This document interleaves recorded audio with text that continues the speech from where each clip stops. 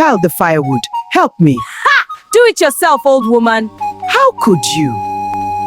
In a small village in eastern Nigeria, not far from the red earth roads that led toward the great river, there lived a girl named Adama. People often said she was as beautiful as the moon on a clear night. Her skin glowed like palm oil in the sun, and her eyes shone like morning dew on fresh leaves. Adama lived with her grandmother, Mama Ngozi, a kind and wise old woman who was respected throughout the village. Mama Ngozi had raised her since she was a baby and loved her dearly. But beauty without character is like a calabash with holes. Though Adama was beautiful, she had no manners. She insulted children, mocked elders, and refused to greet anyone properly. In the market, she would push others aside. When old women called her, she would hiss and walk away. The villagers shook their heads and said, "This girl will learn one day." Every evening, Mama Ngozi would sit on her small wooden stool outside their mud house and advise her. "Adama, my child," she would say gently, "beauty fades, but good character lasts forever. Respect people. Help those in need. One day you will marry, and your husband's family will judge you by your behavior." But Adama would roll her eyes. "Grandma, you worry too much. I am too beautiful for anyone to reject me."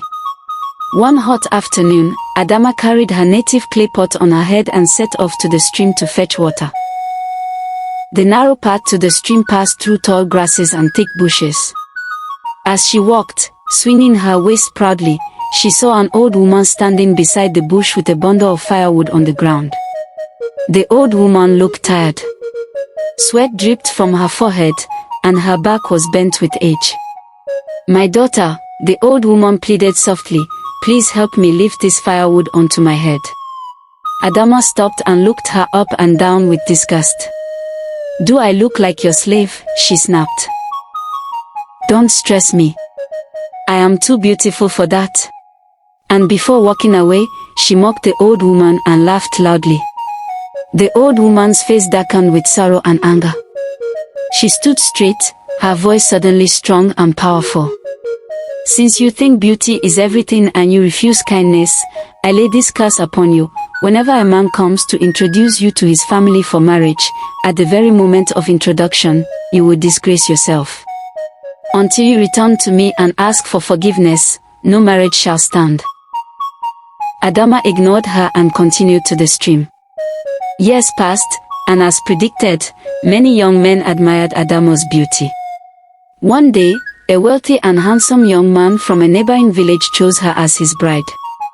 The introduction ceremony was arranged. Families gathered. Palm wine was poured. Drums beat joyfully. As Adama was called to greet her future in-laws, something terrible happened. At the very moment she knelt to greet them, an embarrassing sound escaped her loudly before everyone. The compound fell silent. Whispers spread like harmattan fire. The young man's mother stood up in anger. "Is this the wife you bring to us? A girl without dignity." The marriage was cancelled immediately. With tears in her eyes, she searched for her and found her at the same spot, gathering firewood. Adama fell to her knees. "Mother, forgive me. I was proud and wicked. Please release me from your curse." The old woman looked at her for a long moment. Then she nodded. "True beauty comes from a good heart. Go and be kind. Help others without being asked. When your character changes, your life will change." From that day forward, Adama became a different person. She greeted elders properly, helped the weak, and respected everyone she met. The villagers were surprised, but slowly they forgave her. And when another suitor came to introduce her to his family, she knelt respectfully, and this time, peace filled the air. Her beauty remained, but now it was matched with good character. And in that village, parents still tell the story of Adama to teach their children that pride brings shame, but humility brings honor.